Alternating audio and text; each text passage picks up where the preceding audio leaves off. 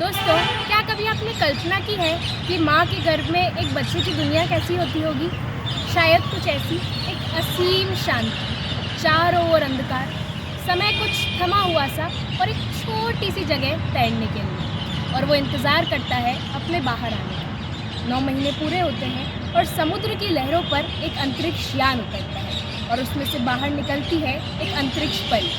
समुद्र की गहराइयों से एक डॉल्फिन का झुंड निकलकर उस अंतरिक्ष यान के चारों ओर नाचने लगता है, मानो उस अंतरिक्ष परी का स्वागत कर रहा हो। दोस्तों, ये सुनने में कुछ कहानी जैसा लग रहा है ना, पर ये कहानी नहीं है, हकीकत है। जी हाँ दोस्तों, हम बात कर रहे हैं आसमानों को जीत कर आने वाली हिम्मत और हौसले की मिसाल सुनीता विलियम्स की। दोस्तों, 5 जून 2024 को सुनीता विलियम्स क्रू कैप्सूल में सवार होकर अंतरिक्ष के लिए निकली तो थी 8 दिन के सफ़र पर, मगर वापसी का टिकट मिलने में उन्हें 9 महीने का समय लग जाएगा, ये किसी को भी नहीं पता था। ये समय उनके लिए बहुत चुनौतीपूर्ण था। अंतरिक्ष में उन्हें कई मुश्किलों का सामना करना पड़ा, जैसे कि ज़ीरो ग्रेविटी का शरीर प्रभाव, अकेले रहने का साइकोलॉजिकल प्रभाव आदि।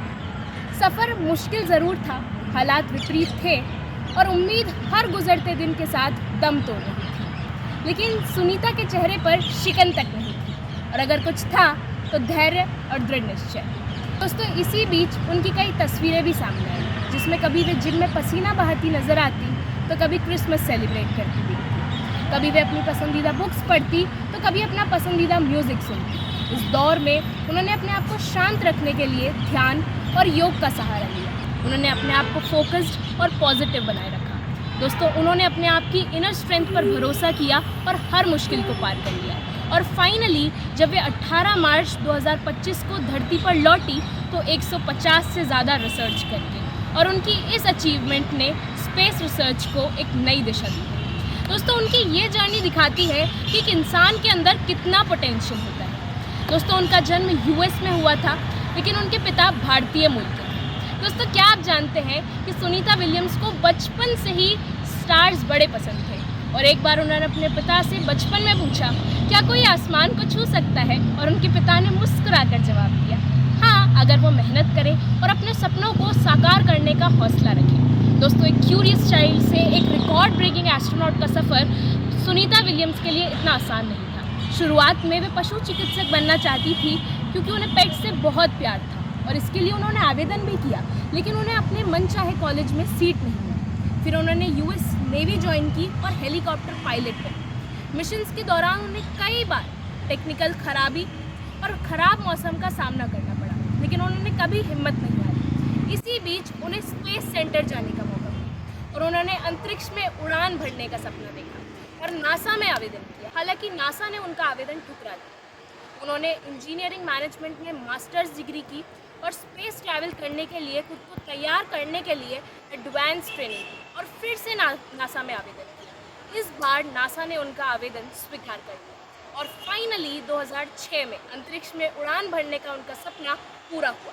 और इसके बाद 2012 और 2024 में मैं फिर से अंतरिक्ष में थी, और इसी बीच उन्होंने कई रिकॉर्ड्स अपने नाम किए, जैसे कि सबसे ज़्यादा स्पेस वॉक करने का रिकॉर्ड सुनीता विलियम्स के नाम है। वे अंतरिक्ष से मैराथन दौड़ने वाली पहली अंतरिक्ष यात्री हैं, और स्पेस में सबसे ज़्यादा समय बिताने वाली अंतरिक्ष यात्री भी सुनीता विलियम्स ही है। दोस्तों, नासा ने उन्हें कई बार the space medal of honour से सम्मानित किया है। भारत सरकार ने भी उन्हें 2008 में पद्म भूषण से सम्मानित किया। दोस्तों, भले ही वे अंतरिक्ष में नासा के द्वारा गई हों और फ्लोरिडा के समंदर में लैंड की हों, हालांकि भावनाओं और खुशियों का समंदर तो हिंदुस्तान में भी लहरा रहा था, क्योंकि उनकी जड़ें हिंदुस्तान में गड़ी है। खैर, सुनीता विलियम्स का मैसेज बहुत ही सिंपल है, बड़े सपने देखो और उन्हें पूरा करने के लिए मेहनत करो।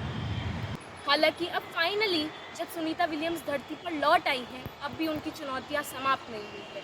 उन्हें अब भी कई सारी मुश्किलों का सामना करना पड़ेगा। लंबे समय तक अंतरिक्ष में रहने के कारण उनका शरीर नवजात शिशु की तरह कोमल हो गया है, और इसीलिए उन्हें अंडर ऑब्जर्वेशन रखा गया है। हालांकि हमें विश्वास है कि सुनीता विलियम्स इस दौर को भी जल्द ही पार कर लेंगी और फिर से एक ऊंची और नई उड़ान भरने के लिए तैयार हो जाएंगी।